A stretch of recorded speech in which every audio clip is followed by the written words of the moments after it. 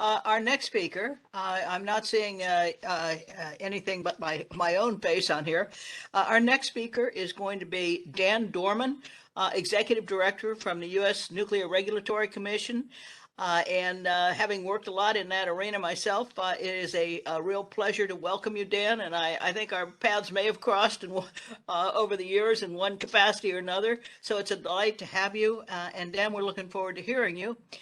And if you will wait a moment, we will get your video up. Okay, can you hear me? I hear you perfectly. Great, thanks. Ah, there you are. Good. Guys, good to see you. How are you? I'm well, thanks. We're delighted to have you with us today. And so, Neil, why don't you take it away? Pardon me, Dan, why don't you take it away and move us into the world of the NRC, which continues and maybe more relevant than ever as of right now. Okay, thanks, Sheila, and good afternoon, everybody, and thanks for the opportunity to speak with you today. As Sheila said, my name is Dan Dorman. I'm the Executive Director for Operations at the NRC, and I've been at the NRC since 1991, so I've traveled all around the agency and touched a lot of different areas. If we could go to the next slide, please. If you're not familiar with the NRC, we are authorized through the Atomic Energy Act to regulate the nation's civilian use of radioactive materials. So this includes the operating power reactors and research and test reactors, but also the use of radioactive materials in medical, industrial, academic applications, and ultimately the storage and disposal of waste and the decommissioning of facilities to return them to unrestricted use. And in all of that spectrum of activities, we also have the responsibility to ensure the physical protection of the sites and of source materials, as well as cybersecurity. And about 30 years ago, our commission established what they called the principles of good regulation to help guide the staff in how to execute this mission. And so I'll touch a little bit on those principles as we go through the discussion, but those principles are independence, clarity, openness, reliability, and efficiency. And so those are some principles that guide our work. I'm going to talk a little bit about some prospective future reactors. I'm going to talk a little bit about the back end of what we call the back end of the process, the closure and decommissioning of power plants, and I'll try to leave a few minutes for questions here at the end as well. So if I go to the next slide, please. So these are some areas of focus for us. Small modular reactors. I'm going to talk about light water reactors, water-cooled reactors. They're evolution of the existing technologies, but where the current technology, for example, the plants being built in Georgia are 1,000 megawatt electric facilities. These small modular reactors are more in the tens to a few hundred megawatts electric per reactor. But basically the technology is an evolution of existing technology. And when I start to talk about advanced reactors, then I'm going to start talking about things that are not water cooled. All the power reactors in the United States today are water cooled, but there are developers working on a range of designs using high pressure gas, high temperature gas, or molten salts, for example, as cooling materials. So one of our focuses over the last few years has been adapting our regulatory approach to these small modular reactors. Developers are approaching small modular reactors primarily to increase safety margins and to deliver power to the grid in a shorter period of time with a more predictable construction framework to manage some of the investment side risks. NRC is not focused on that piece of it. NRC is focused on the safety side of it. But as they build more safety features into the design, that gives us a different way of focusing on making sure that we're examining the right parts of those designs as they come through. So examples of things are advancements in materials of construction, system design, advancements in the analytical codes that are being used to analyze the safety margins in the designs, and advances in the use of risk insights for determining, for example, sizing and placement of components and systems as the design gets developed. And so I want to step back from that a little bit here and make a plug for pre-application engagement. What we mean by that is, as the developer is developing their design, it's important to start talking to the NRC staff very early in the process. It has benefits for the staff to start understanding what the issues are that are being introduced in these novel designs, and helping us make sure that when we do get to the point of licensing, that we've got the people with the right skills and the right tools to do the review that we need to do. But it also enables the developer to hear from the staff and have the perspective of the kind of questions the staff are asking and the kind of issues that they'll need to address in their application. So when they do bring us an application, it's complete and it's focused. And that will help us to be reliable and efficient. There's those principles of good regulation as we go through the safety review.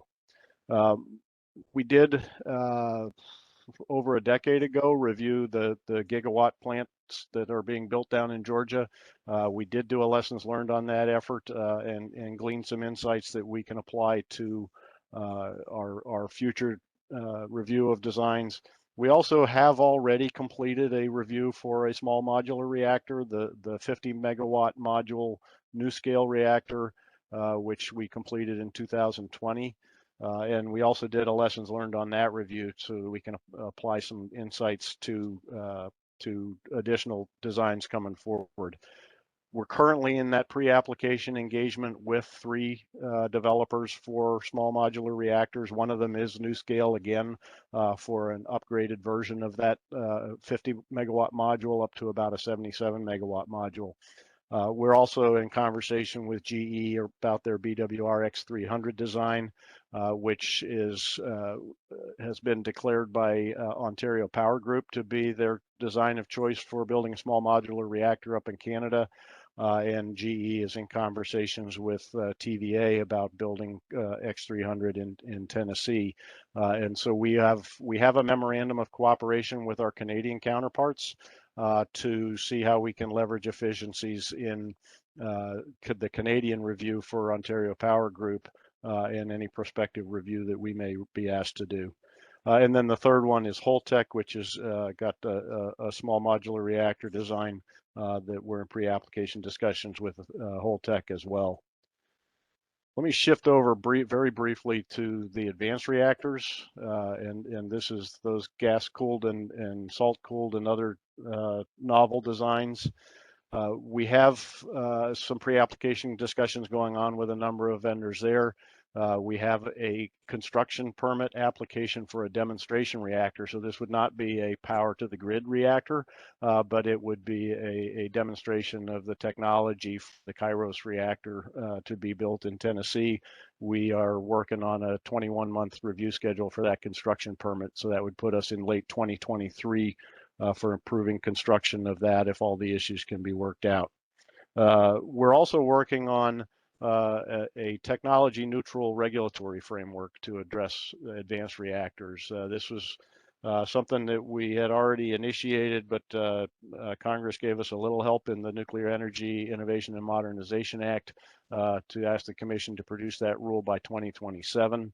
The Commission asked the staff to do it by 2024, and then in the process of developing early rule language, we identified, stakeholders identified to us, a need for a very risk-informed approach, which was what we were embarked on, but also one that was not as reliant on risk analysis and use more traditional deterministic approaches to licensing. And that has added additional work on the staff's plate. So now we're looking at 2025 as our target to get that technology inclusive regulatory framework in place. That is something that we hope will be useful to the technology developers as they seek licenses going forward, but it's not required for them to get to the license now. And there are a number of developers that are working on applications that they expect to bring to us in our existing regulatory framework. So that's a brief note on advanced reactors. Let me shift to the right side of the slide, and now I'm coming over to the other end of the life cycle. As of this month, we are overseeing the decommissioning of 25 power reactors in different stages of the decommissioning process. There's been a trend in recent years for licensees to move expeditiously to decommission the plants. There are 17 of the 25 are undergoing active decommissioning. There is an option for them to put the plant into what we call safe storage. This allows time for the radioactive materials to decay away, reduces the radiation doses to the workers that are decommissioning the plant. It reduces the amount of waste that needs to be stored after the plant is dismantled. And it also allows time for the decommissioning funding to grow if that's an issue of concern. We have 8 of the plants are in that safe storage mode. We also have a plant that was scheduled to close next week in my talking points, but it actually, many of you will be aware that the Palisades nuclear power plant in Michigan shut down last week, about 10 or 11 days before their planned closure, but that plant is going into decommissioning at this point, although you may have seen in the media some conversation about continuing discussions among some stakeholders of potentially transferring that to new ownership. But at this point, it is shut down and on track to go into decommissioning. The other ones that have announced are the Diablo Canyon units 1 and 2 in California. Have announced plans to close those units at the end of their current license in 2024 and 2025 respectively. And again, you'll see a number of conversations being reported in the public domain about efforts to maybe change that direction. And we'll stand by to see what the licensee wants to do. There is a decommissioning rulemaking. There's a number of things that our regulatory framework for power reactors was all built around operating reactors. And when the plant closes and the fuel is removed from the reactor, there's a significant reduction in the risk profile of that facility in terms of the ability to create a scenario that releases radioactive material into the environment. And that warrants at an appropriate time the reduction of certain security and emergency preparedness requirements, and that's typically done today through our exemption process. There is a rulemaking in play to bring those practices that we apply in the exemption process now and normalize them in the rulemaking process. So that is a rule that's ongoing. And then what's left when you're done with decommissioning the reactor plant is the storage of spent fuel. And so we have a number of places around the country where we've completed the decommissioning of the reactor plant, and it's a green field and could be used for other purposes. But a hindrance, if you will, to people coming in to invest in that part of the facility is over in the corner here. We've got the storage of the spent fuel. We have completed the review of a application for a license for consolidated interim storage facility in West Texas. There is some litigation going on around that, but for our part, we have completed the safety and environmental reviews and issued the license. There's another application for a consolidated interim storage facility in New Mexico that review is ongoing. So if we get to the point where those storage facilities are up and operating, then we would start to see the transportation of spent fuel from various sites throughout the country to those consolidated storage locations. So with that, let me wrap up and turn back to you, Sheila, and I'd be happy to take questions. Great. Wondering what you see is the major impediment to the development of significant amounts of nuclear generated power in the country. Is it public sentiment? Is it a look back and seeing the sins of the past? Is it lack of technological capabilities? What do you think? I think the biggest impediment is the upfront investment risk, and particularly that's in the history of the industry. You know, when the NRC was created in 1975, we had dozens of applications for new nuclear power plants before us. that door actually closed about the time the NRC was created because of the energy crisis back in the 70s and conditions at that time.